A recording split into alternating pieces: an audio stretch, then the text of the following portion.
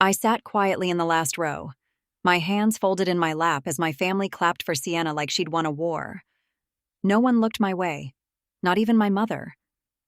I was the forgotten one, the failure. I could hear them whispering, laughing even.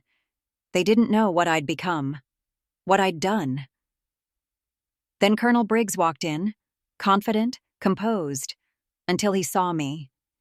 His eyes locked on mine, and everything in the room shifted. He stopped, walked straight toward me, and said in a voice only I could hear, "Wait, you're her?"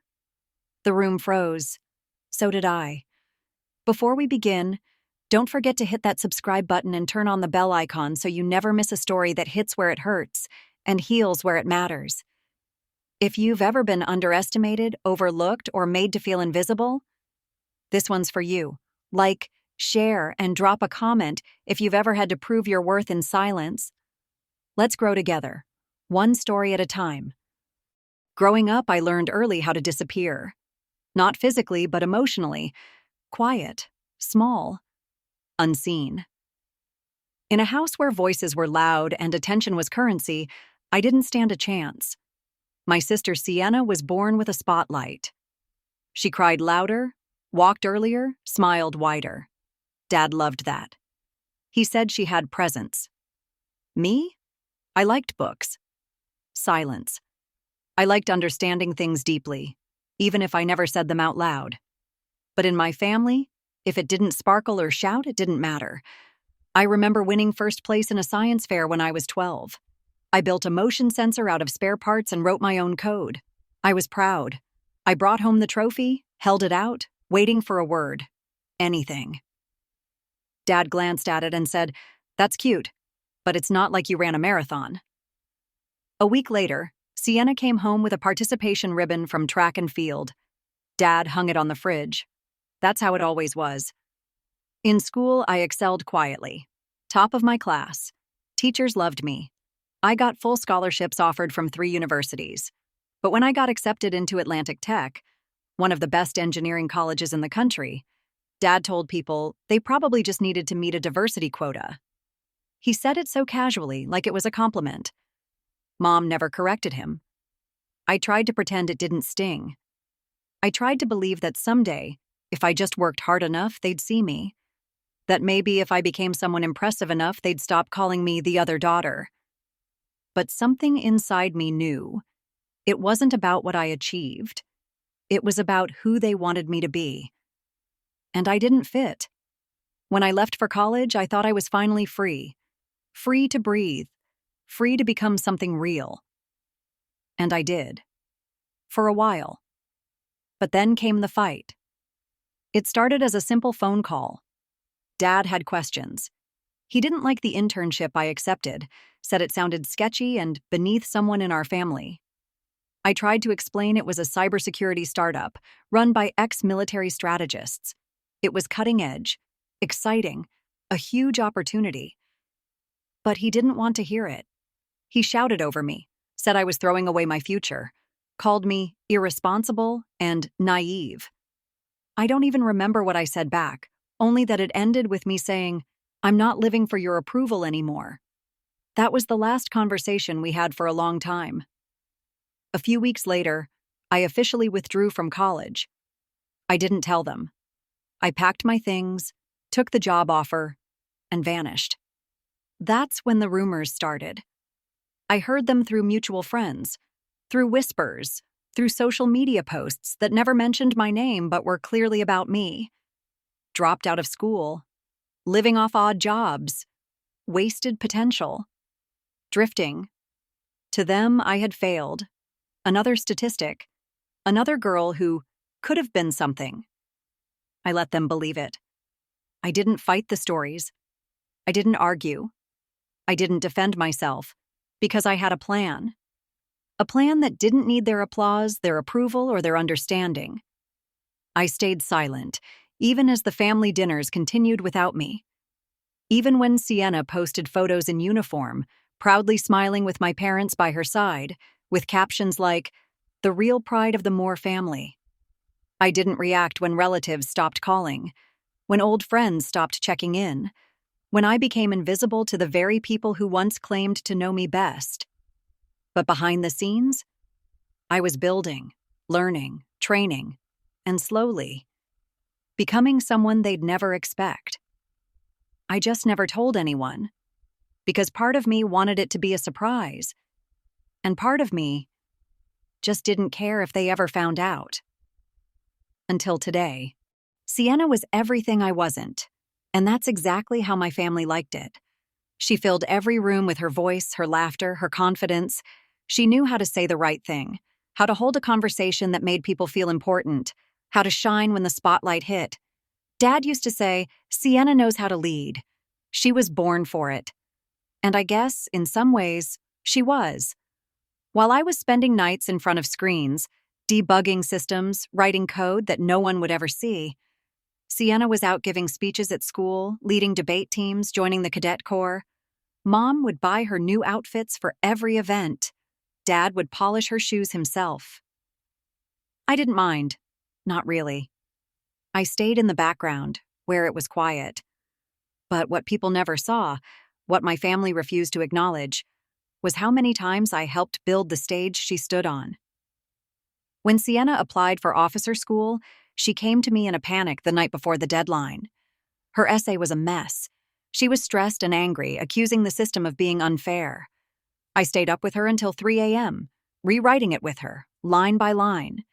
I even helped her practice for her leadership interview, pretending to be the evaluating officer, asking the tough questions, challenging her until she snapped and then softened again. She passed, of course, with flying colors. At dinner the next week, she gave a little speech, thanked her commanding officers, thanked Mom and Dad for believing in her, thanked her mentors. She didn't mention me. Not once. I didn't expect her to. I'd gotten used to that by then. Still, I clapped the loudest. I always did. Because I wanted to believe that being a good sister meant showing up even if no one saw you. But everything changed the night of her first official promotion. She'd been promoted to junior officer. A big deal, especially for someone her age. The family decided to throw her a celebration at a private club downtown. There were banners, balloons, even custom-printed cupcakes with her face on them. I found out about it the way I usually found things out, on Instagram. Sienna posted a group photo. Everyone was in it. Mom, Dad, aunts, uncles, even some old neighbors. I wasn't. Not because I was busy, not because I couldn't make it. I wasn't invited. No text, no call, not even a mention. I stared at that picture for a long time. Not out of jealousy, not even out of sadness. Just realization. I had given so much of myself to a family that didn't notice when I wasn't in the room. They only saw what they wanted to see. And Sienna? She never once tried to change that. That night, I stood in my small apartment, just me and my laptop, the hum of my monitor, and silence. I stared at my reflection in the black screen and whispered, "You're done trying to be seen." I powered off my devices. I opened my drawer and pulled out the sealed envelope I had received just 2 weeks before. An invitation, not to a party, to a program, an elite, confidential tech defense initiative overseas. They'd found me through a private network, traced my work through layers of encryption, and still managed to get my real name. They wanted me. Not as someone's sister, not as someone's daughter, as me. I had hesitated at first. It would mean disappearing, leaving everything behind. Not just home, but my name, my identity. But now, I was ready. I folded the envelope carefully. Then I opened my laptop one last time and typed 2 sentences. "I'm leaving, not for you, for me." Then I shut it for good. That was the last night I lived in Sienna's shadow. I arrived at the compound on a cold morning, the kind that makes your breath hang in the air like a ghost. It wasn't what I expected. No grand gates, no welcome signs, just a fingerprint scanner, an underground entrance, and silence. But inside? Inside was a different world. Men and women moved with quiet precision. No one introduced themselves. No one asked questions. Everything was encrypted, even the air we breathed. They called me Vanta, my code name. No one used real names. My work began immediately. I was assigned to Project Helix, a classified initiative focused on developing next-generation cybersecurity systems for global military networks. We weren't just building firewalls. We were building digital fortresses, offensive counter-AI, predictive breach containment, and black ice programs that could destroy hostile networks in under 2 seconds. And I was good at it. Really good. For the first time in my life, I didn't have to prove myself to people who doubted me. There were no dismissive sighs, no backhanded compliments, no, Sienna did it better. Here, it was about skill. Not status, not charm. Just raw, relentless results. I thrived. Within 6 months, I was promoted to lead developer of Aegis, a self-learning defense matrix that now protects over 17 military bases across 5 continents. Sienna's base included. Funny how the world works. My fingerprints were on every line of that system, but no one knew. Not even Colonel Briggs. Not even my own sister. They all trusted it, relied on it, praised it. And I watched silently from the shadows, updating the protocols, strengthening their walls, while the people who once called me a failure celebrated victories they didn't realize I helped create. Over the years, I was flown across continents, Germany, South Korea, Canada, each mission deeper than the last. I worked with elite counter-cyber units, sat in encrypted war rooms, received private commendations I couldn't even frame. And through it all, I remained invisible, until Operation Tempest. It was the first time Aegis was truly tested in real time, a coordinated cyber assault on 3 bases, including Sienna's, all at once. Real lives, real weapons, real danger. I stayed awake for 43 hours straight, monitoring breaches, rerouting code, deploying custom patches before the enemy could adapt. We stopped them, just minutes before a weapon system could be triggered remotely. Colonel Briggs' base was the highest risk zone. A single override failure would have cost over 400 lives, but Aegis held. I held. When the dust settled, they issued a silent recognition to Vanta. I didn't need a medal, just the quiet knowledge that I had done something no one believed I could. Back home, my family had no idea. I saw their posts the next day. Mom had baked cookies. Dad was grilling outside. Sienna was posting motivational quotes with hashtags like "Rise and Grind." They were proud of the uniform. They had no idea who'd helped protect it. And I didn't tell them, I didn't reach out. Because I wasn't doing it for applause. I was doing it because I finally found a version of myself that didn't need their validation. The invisible daughter had become the unseen protector. But things changed 2 weeks ago. We received notice that a select few contributors to Project Aegis would be invited to attend a military gala, as guests, not to be revealed, not to be named, just to observe, under silent clearance. Normally, I would have declined. Too risky. But something in me said yes. I didn't know then that the gala was tied to a promotion ceremony. I didn't know it was for Sienna.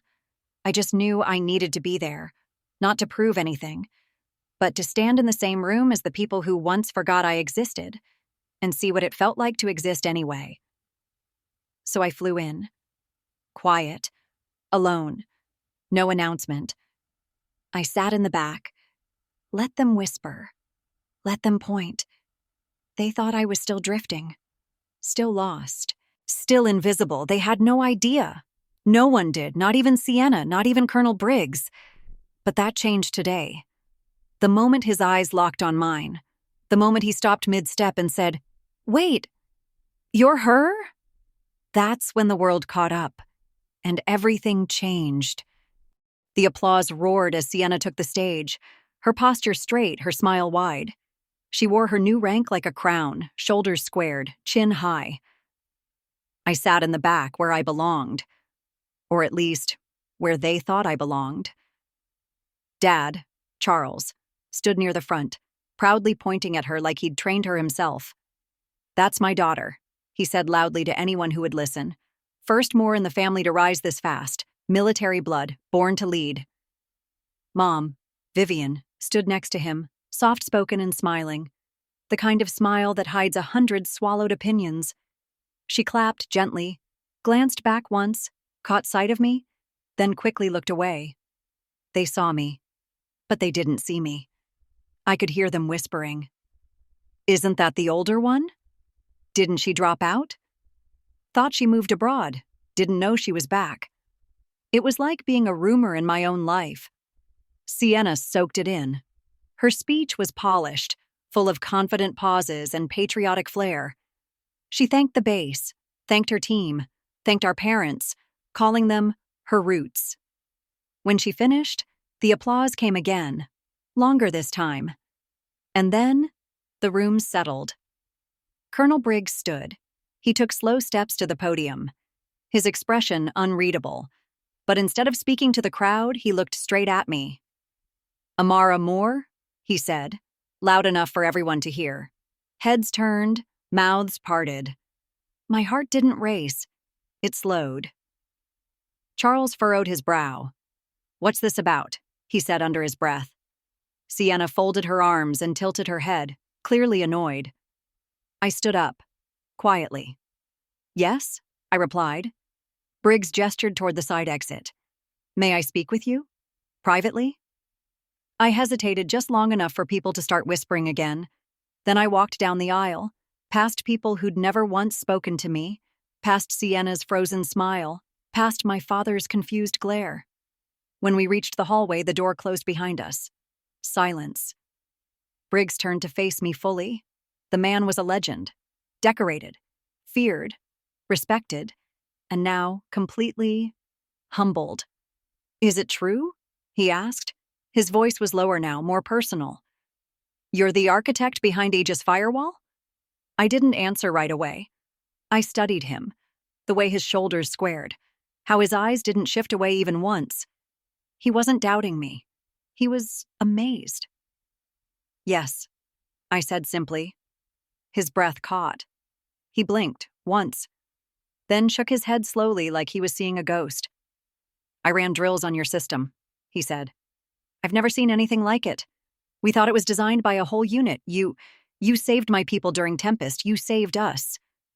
I didn't flinch. I didn't smile. I was just doing my job.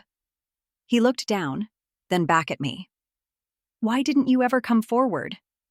I could have told him about my family, about the years I spent invisible, about being overlooked, dismissed, written off, about how my name wouldn't have meant anything to anyone back then, how it barely meant anything now. But instead, I said the truth. My work doesn't need applause. Briggs stared at me, then nodded slowly. You've got more discipline than half my officers. I almost laughed, but I didn't. He looked like he wanted to say more, maybe even offer something. But he didn't. He just said they should know. They will, I said, when it's time. We stood in silence for a moment, two people from different worlds, connected by one quiet, powerful system that neither of us could talk about in public. Then he straightened his jacket, nodded once more, and turned to walk back inside. As I followed behind him, I felt it. The shift. People weren't looking at Sienna anymore. They were looking at me. Not with pity, with questions. And for the first time in years, I didn't look away. The air was different when I stepped back into the room. It was subtle at first. The kind of shift you only notice when you've spent a lifetime watching from the edges. Conversations paused mid-sentence. Eyes followed me as I walked down the aisle. The same people who whispered earlier had stopped whispering. They were watching.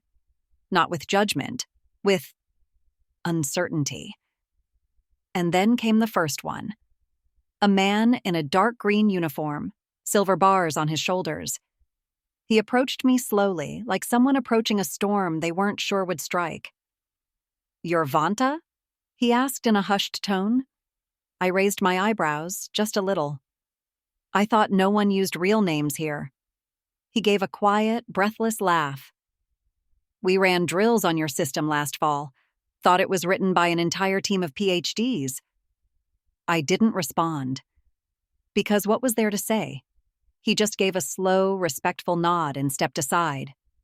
Then another came. And another. Officers, technicians, strategists. They didn't flood me, but they flowed, one after another. Quiet reverence in their voices, controlled awe in their eyes. They asked short questions. Is it true? Were you involved in Helix? Did you really stop the triple breach in Tempest? I answered each one briefly. Nothing dramatic, nothing loud. And yet, the room felt like it was pulsing. From across the hall, I saw Sienna standing stiffly by the banner with her name on it. Her smile was fading in slow motion, like she was starting to realize she wasn't the main character anymore. Dad, Charles, stood beside her, arms folded tightly, his jaw clenched. He looked like someone watching his carefully built illusion begin to crack. Mom, Vivian, sat at the front, blinking more than usual. Her eyes kept bouncing from me to Sienna, like she was trying to figure out when everything changed, or maybe how she missed the signs. Then Colonel Briggs stepped back up to the podium. His expression was calm, but his eyes flickered with purpose. "If I may," he said into the microphone, "I'd like to take a moment to recognize someone else in the room today." All heads turned toward him. He looked directly at me. "Miss Amara Moore, would you join me on stage?" The room gasped. Some louder than others. A woman near the back even dropped her phone. I didn't flinch. I stood. And I walked. I didn't adjust my posture. I didn't smile. I didn't glance at my family. I just walked, quiet and steady, until I stood beside him. Briggs didn't need to explain. He didn't have to list my accomplishments or break protocol to tell the room what I had done. He just said, "Some heroes don't wear uniforms, but they defend us just the same." He turned to me, and I gave a small, respectful nod. That's all. No speech, no dramatic monologue, just a nod. And yet, the room stayed silent. No applause, not at first, because the silence was louder. Louder than any hand clap, louder than any shout. It was the kind of silence that happens when people realize they've missed something important, when their eyes are adjusting to a truth that was always there, just hidden. I looked into the crowd. Charles's face had drained of color. He didn't even try to fake a smile. Vivian sat frozen, one hand over her mouth, the other gripping her purse like she needed something to hold on to. And Sienna. Sienna was still smiling, but it wasn't real anymore. It was thin, brittle, cracked at the corners. She clapped, slowly, once, twice, then stopped.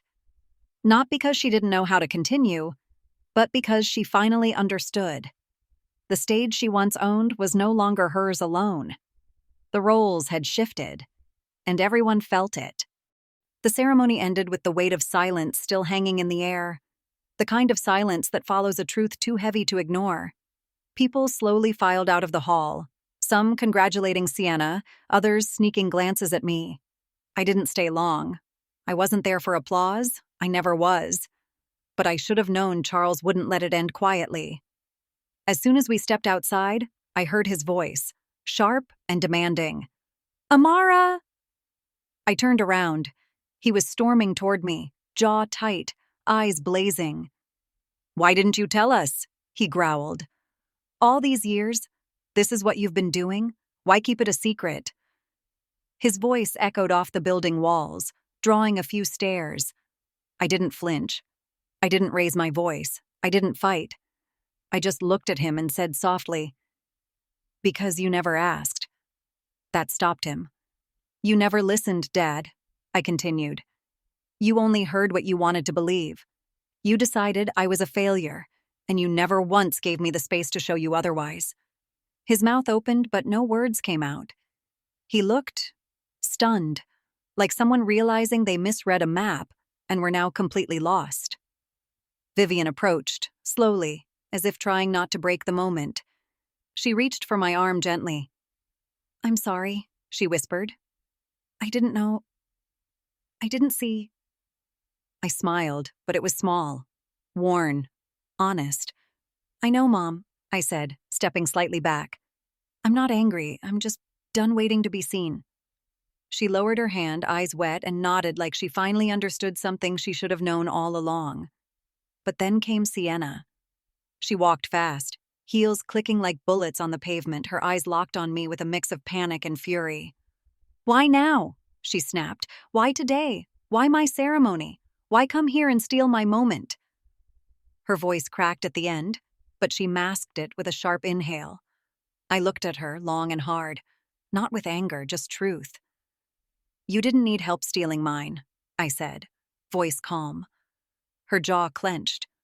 All those years, I continued, I helped you, stood by you, cheered for you, and you acted like I didn't exist, like my silence was your permission to shine alone. Sienna's expression flickered, just for a second. Amara, that's not fair. It's not about fairness, I interrupted. It's about honesty. And you knew what you were doing. She didn't deny it. Not really. She just folded her arms tightly and looked away, swallowing whatever words she wanted to say next.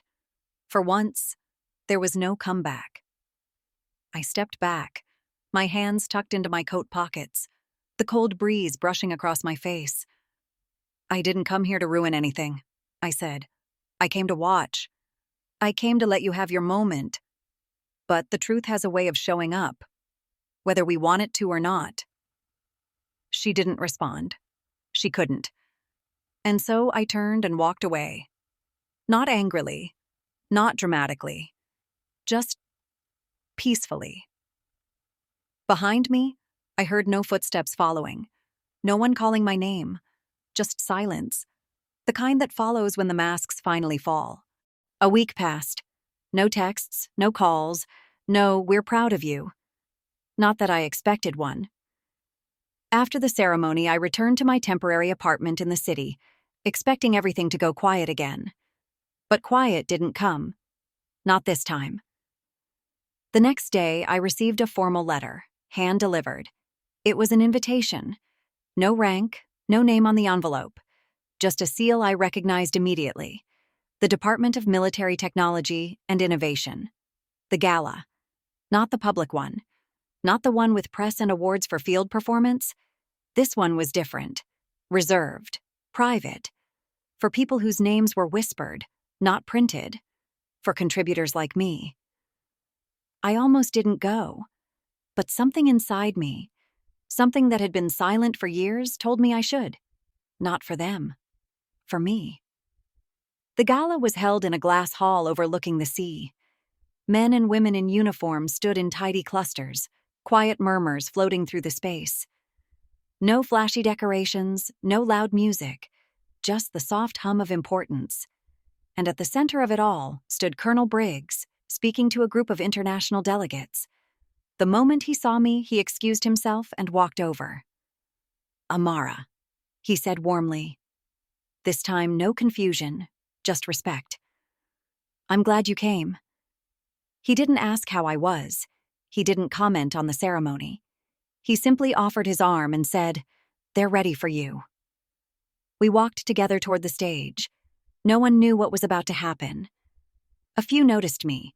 I saw their expressions shift, recognition flickering in their eyes, not from TV, not from news stories, but from the systems they used, the codes they tried to understand, the lines they studied and memorized. I'd been there, every step of the way, behind every secure wall, every successful operation. And now, they were about to know who I was. Briggs took the mic. He didn't say much. He never did. But what he said landed like thunder. There are people in this room wearing medals, people with decades of service, and they deserve every bit of honor given to them. He paused, then turned slightly in my direction. But some heroes don't wear uniforms. Some defend the world from places we never see, places built in code, in silence, in sacrifice. He motioned for me to step forward. Tonight, he said, we recognize one of those heroes, the architect behind Aegis Firewall, the shield behind Operation Tempest, the ghost behind our greatest defense. He looked me directly in the eyes. Amara Moore. The room exploded. Not polite claps, not hesitant applause. Thunder. It rose and rose louder than I'd ever imagined. I didn't cry. I didn't bow. I didn't speak. I simply stood. For once, not in the background, not in the shadows, but at the center. As the clapping echoed, I scanned the crowd. And then, I saw them. Charles, standing stiff in the corner, hands clapping but face unreadable. There was no smugness, no pride, just something I'd never seen in him before. Humble silence. Sienna, beside him, looked down at the floor. Her arms folded tightly, her jaw clenched. For once, there was no camera to smile for, no stage to claim, just the truth, standing right in front of her.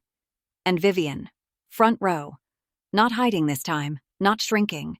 Her hands were together, her eyes were wet, and her lips trembled in a smile so soft, so fragile, I nearly broke. She mouthed 2 words, "I'm sorry." And for the first time, it felt like she meant it. Later that night, I stood outside the building, the wind gently brushing through my coat. The sea stretched quietly in front of me.